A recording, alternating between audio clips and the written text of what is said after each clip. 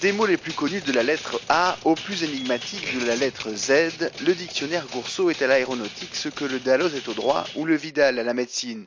Avec plus de 120 000 termes traduits de l'anglais au français, c'est un best-seller vendu à plusieurs dizaines de milliers d'exemplaires. Pourtant, son auteur, Henri Gourceau, ne se destinait pas du tout à l'édition.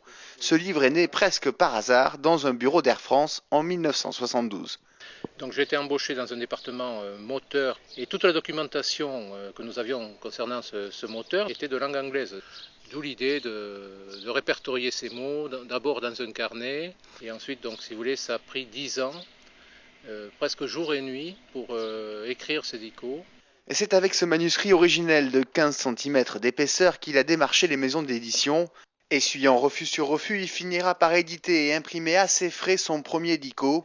Au milieu des années 80, le bouche à oreille fera le reste et la reconnaissance ne tarda pas.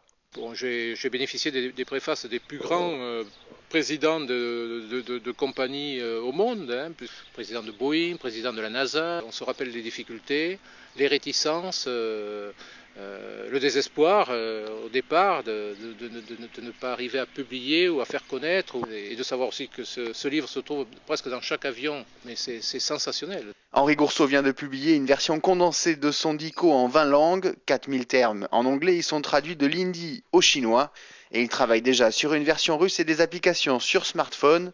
Et parole de Gourceau, ce n'est pas le genre d'homme qu'il ne faut pas prendre au mot.